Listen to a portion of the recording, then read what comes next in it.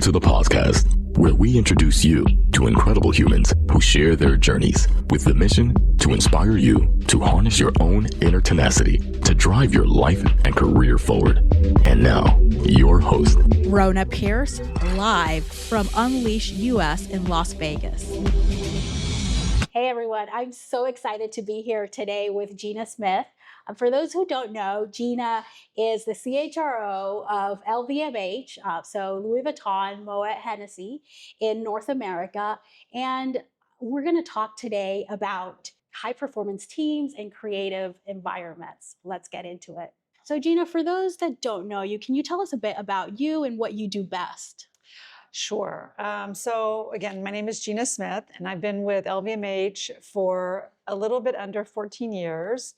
I am living in New York, and I love, my passion is people and culture, which is sort of how I became working in human resources. It was a little bit by accident, but I always say it happened by accident, but I'm exactly where I should be because, again, this is what my passion is.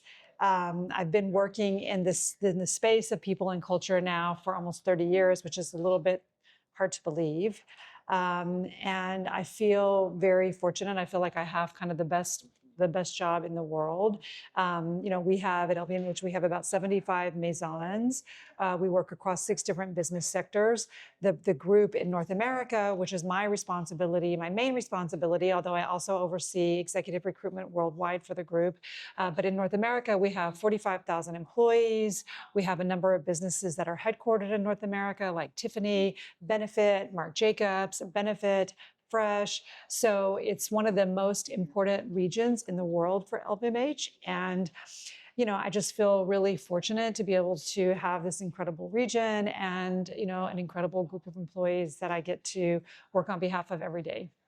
An amazing company. I would absolutely I love all of your brands. Yes. So it's like, thank you. Amazing. Thank you. So let's get into really kind of what we're going to talk about today. Can you share how coaching and development initiatives contribute to building high performing teams? Sure. I mean, I think that it's fundamental, right, to the support of, growing people and developing people. I think that, we're fortunate that we have the ability to recruit highly engaged, motivated people who want to work and be a part of LVMH. Just like you said, we have these incredible brands that are a draw for people. But that's not enough, right? We have to continue to invest in our talent. We have to support their development. We have to be very clear about the different types of roles that exist within LVMH, the career trajectories that are available for people.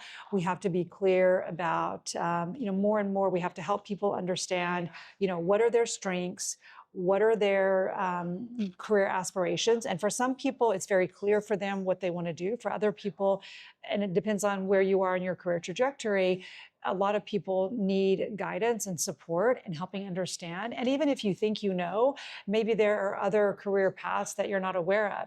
And so part of our responsibility is to help illustrate what those different career paths could be and how can we help people get there.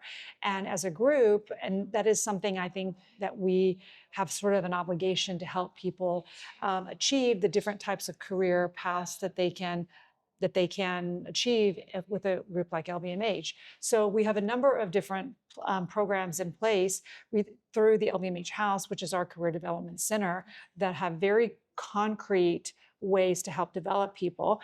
But it also happens through career pathing, right? So it happens through development programs, it happens through different job experiences, it happens through career exposure, through mentoring programs, of which we have a number of different mentoring programs across the world for our talents.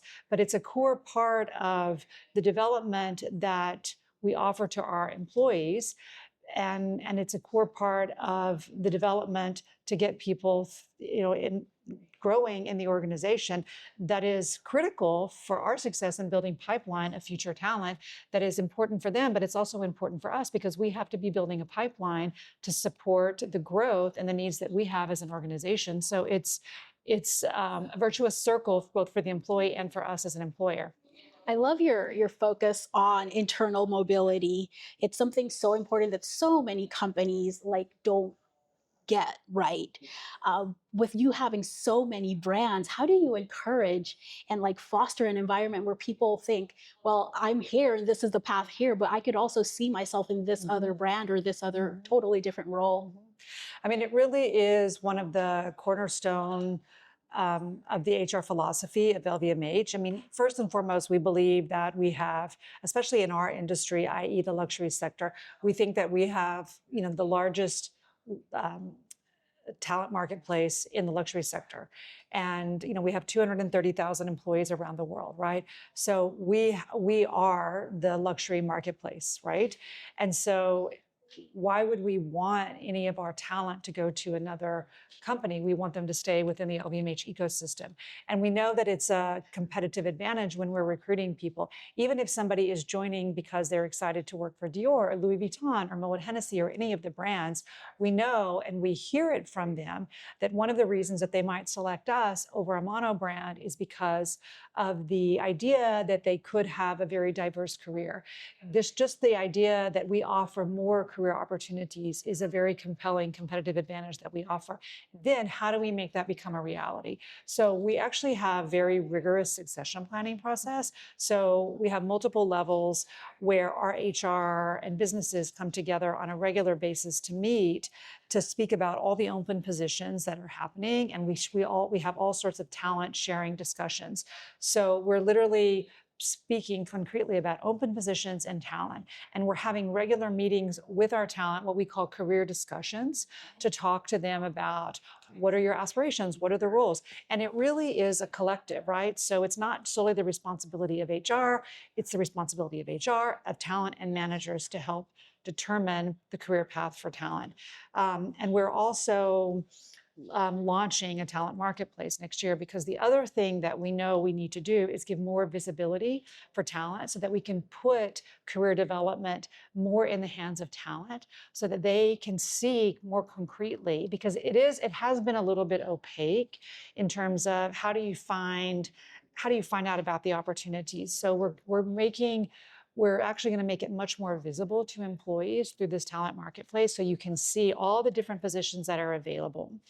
And it could be actual positions, it could be short-term assignments, it could be a whole host of things that you yourself could be raising your hand for. Again, because we want to make it a collective. It isn't just the responsibility of HR to be focused on the development of talent.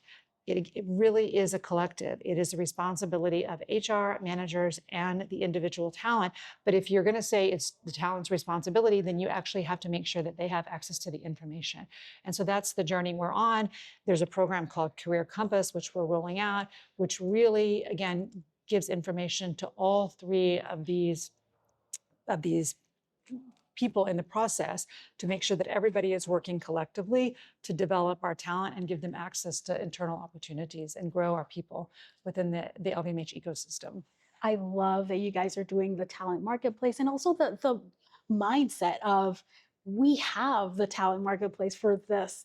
Exactly. Why not use your people? I absolutely exactly love that. Because otherwise they're going to go outside because that's the reality of what's happening. If you're ready for a next step and you don't see an opportunity within the group and nobody's talking to you, well, you're getting a call from a headhunter, or you see something on LinkedIn or another opportunity. So you're not just going to sit around and wait for something to happen. I mean, people are taking their career into their hands anyway. So we want you to do it within LVMH, right? That should be the first step.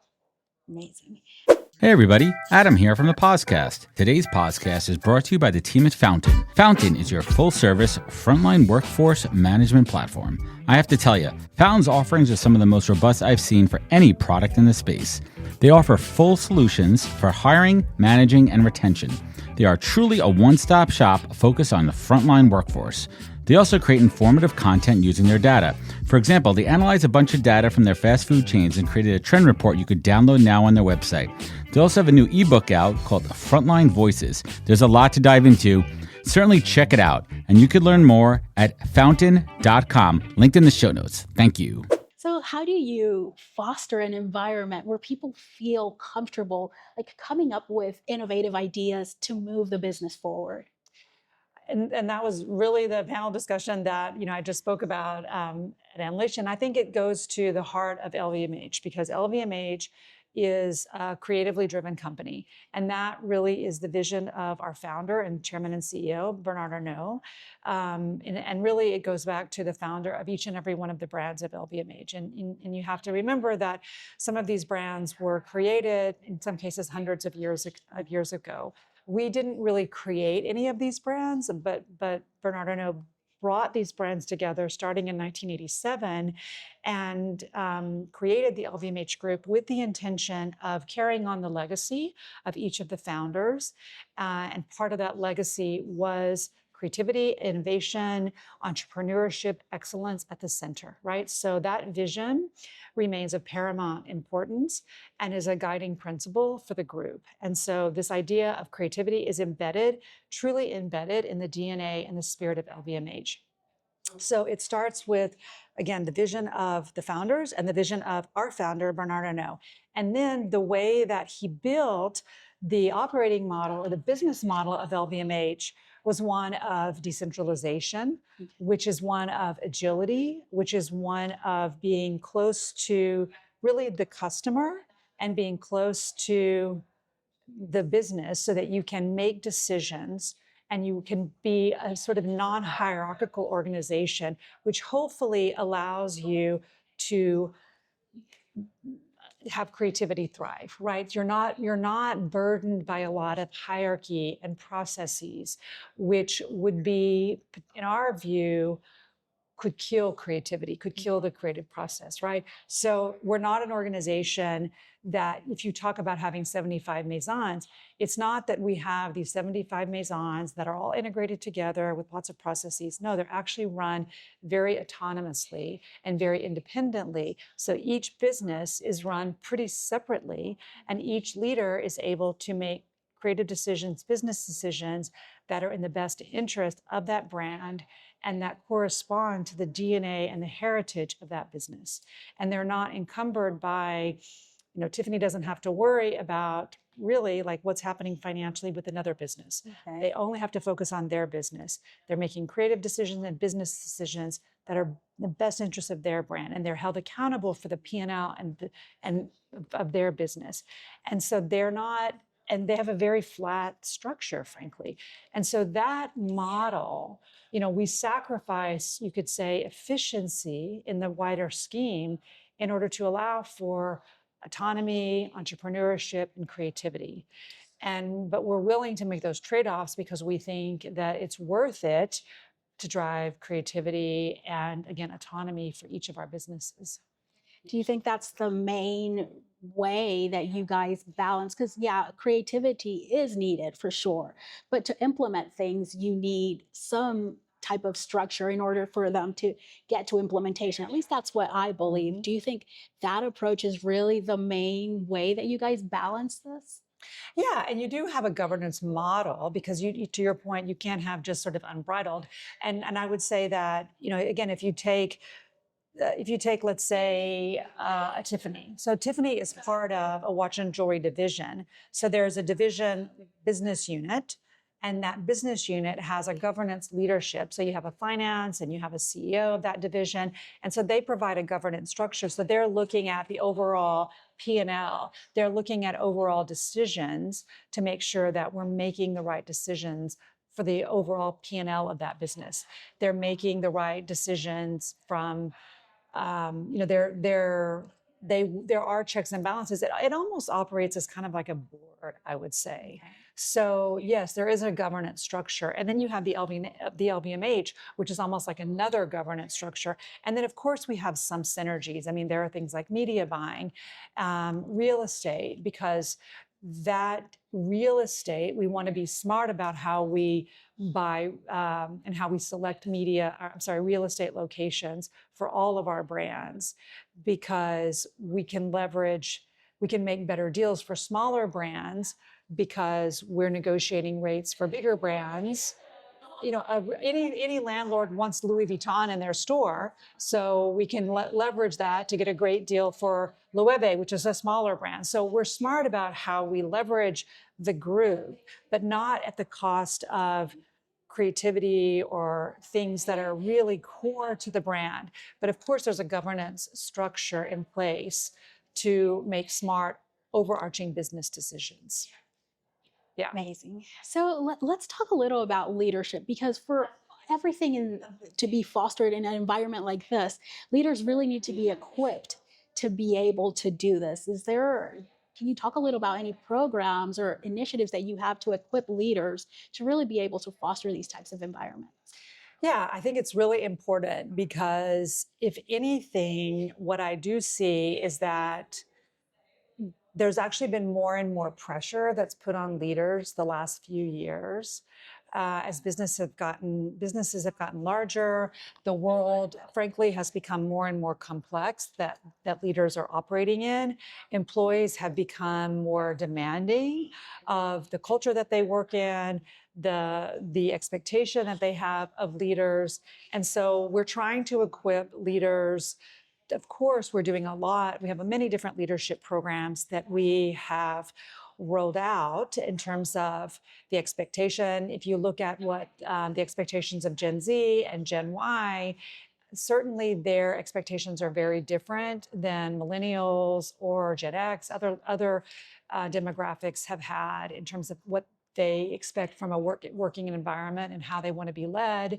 And so leaders have had to adapt and adjust. And so we want to bring that knowledge and experience to leaders. But I also think one thing that we're trying to bring to our leaders is the importance for leaders to also focus on themselves and their own, for example, recovery. Because leaders, I can tell you, are under a tremendous amount of stress because the business expectations are very high. If you think about what leaders have been starting from the COVID period, when the pressures have just been enormous and you're dealing with just so much uncertainty. Yeah. COVID was an uncertain period. After COVID was uncertainty. Right now we're dealing with the uncertainty of tariffs and what does that all mean? There aren't playbooks for the times that we're living in. And so the pressure that I can see on leaders is pretty relentless. And so one of the things that we're doing a lot for our leaders is trying to help them, anybody in these sort of high stress situations, if you look at athletes or military, one of the things that I think some of these other professions understand is how important recovery and rest is. That is not something that has been incorporated in business. And I think it needs to be. Yeah. And we're trying to bring the importance of that into our leadership programs. And we want leaders to recognize that is, as Arianna Huffington says, and we work with Thrive Global, rest is a feature, not a bug. Mm-hmm.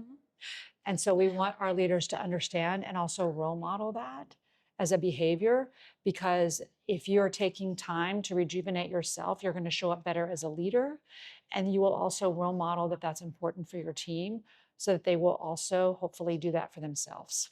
So important, because many companies you hear about like, oh, you rest and work-life balance and stuff like that. But if your leader doesn't model it for you, exactly, then you don't always feel that you can do it. So it's so important that you guys are doing. And I think it's an enabler of high performance, actually. I know for me that when I take that time to do it, I show up. If I really take the time during the weekend, I'm show up much better on a Monday morning for myself and for my team. And so that's something that we're really incorporating into our programs. We're trying to normalize that. Amazing. So this has been a great conversation. I really loved having this conversation with you. Is there anything that I haven't asked that you think our listeners should know? No, I think that for me is just the important thing. Again, two of our values are excellence and people. And I think that, when you're asking people to be in an environment that demands excellence, that can be very challenging. And I do think that you can have a culture where people are your main priority and you're asking them to drive innovation, creativity and excellence. I think that these can coexist if you also value things like mental health and well-being and rest and recovery. So I just always am stressing that we're living in very complex and challenging times. And I think we have to go back to remembering that in human resources, we can't forget the human side of what we're doing. And I guess the last thing I would say, and I think this is really important to talk about in the climate that we're in, we're an organization that values diversity, equity, and inclusion. For us, we've always said that we're diverse by essence and inclusive by choice. And I know that in the moment that we're in, it's becoming very controversial. And I just want to reiterate that for us, it remains a key business strategy and human strategy, and really important for our people, for our business. And, we strongly believe it's the right thing to do, again, for our people and for our business. I love that. So before we wrap, how can listeners connect with you? You can find me on LinkedIn. I think that's the best way. And I'm very active on LinkedIn. And that's really, I think, probably the best way. Amazing. Thank you so much for being on the podcast today. Thank you for having me. I really appreciate it. Look forward to seeing everyone. Wisdom is forever, but for us, it's time to go. Thank you for joining us. Luckily, we'll be back with our next episode soon, jam-packed with more incredible humans. Thank you for listening, subscribing, and sharing. To join the conversation, search the podcast on LinkedIn. And to catch up on past episodes and more info, please visit www.thepodcast.com.